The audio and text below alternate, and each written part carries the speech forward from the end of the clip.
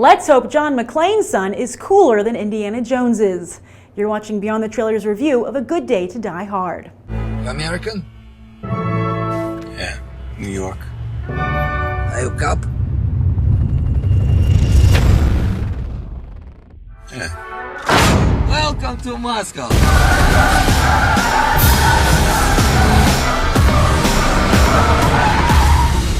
Jack! Dad? Yes, the last time a major on-screen action hero introduced us to his son, it didn't go so well. But to be fair, that son was played by Shia LaBeouf at the time of his career when he was just beginning to become overexposed and saying anything that came into his head during interviews, like how his mother was so hot he'd have sex with her if they weren't related. Crystal Skull also made it clear that Spielberg and Lucas were trying to pass the whip from Harrison Ford to LaBeouf, which also didn't play well with audiences.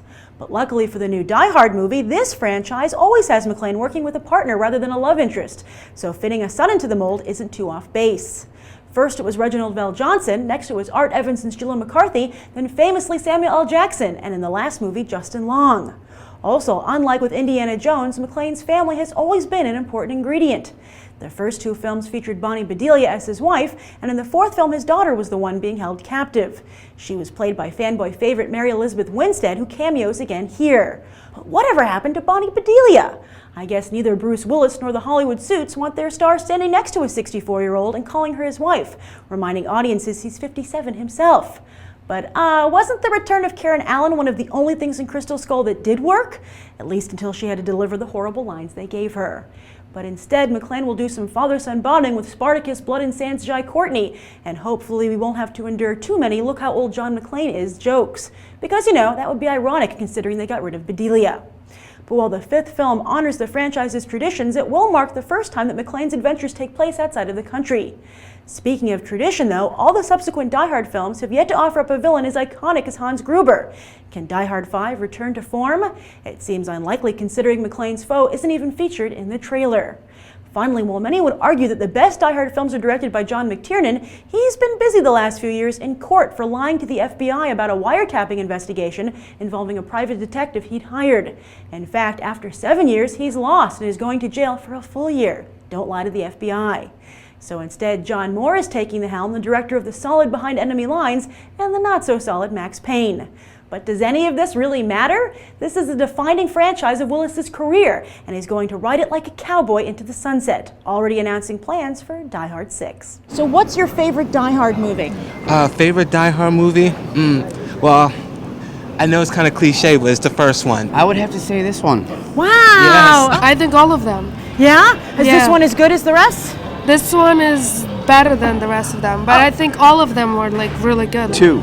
Two! All right, why not this one? Why is this your favorite? I like this film a lot. This was much more fun than Die Hard 4 or 3. I like the third and this one, and then the first one. Oh, the cool.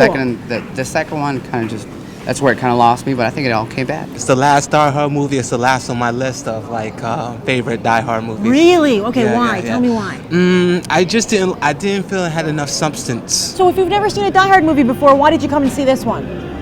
I just felt like it How was it? exhilarating and yet somehow awesome. There's more excitement. It's a bigger action. Bruce Willis just kicking butt the whole time instead of break soft. It was just the whole movie was just like, I'm gonna keep going. Oh. He like takes down that helicopter and everything. But he took a helicopter in the last That's movie. right. But not as good as in this one. Really? Oh, Yeah. that's cool. Bruce Willis is still a great action hero. You know, I love seeing Bruce Willis do his thing on the big screen.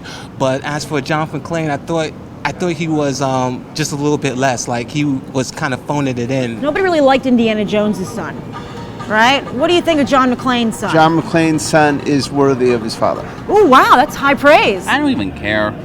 I mean, if they want to add like a family of a Bruce Willis family going on an adventure, I guess that would be all right. What did you think of the father-son dynamic? I thought it was a good idea, but I just didn't think it was like implemented really well. Was it the script's problem, or you think they could have cast someone better than Jai Courtney? No, it was definitely more of a script problem. Okay. I thought Jai Courtney was fine. He was good. a great, he was actually a pretty good action hero. The movie's rated R. It's back to being rated R. Did they say the whole yippee-ki-yay line? They did. Oh, They did at good. the end, so I loved it. You know, this movie's not getting good reviews. Critics don't like action films. They don't like science fiction. They don't like martial arts. The films that win Academy Awards are the only films that they like. I say they're making a big mistake not to see it because this is a hell of a good movie. Well, they want to make a Die Hard 6. Do you think they'll be able to fool you again? Oh man, I think if they made a Die Hard 6, I would still go to see it. But my expectations would be even lower Oh, now. what do you give it on a 1 to 10? I give it 100%. I give it a 10 out of 10. I would have to give this movie a 6. 9. I would say a good 9.5. So despite the critics and the bad word of mouth we're starting to hear, the Die Hard fans showed up and they were happy, overall giving the film an 8.9. I'm Grace Randolph reporting from AMC Empire 25, and I hope we'll go beyond the trailer for these other top movies.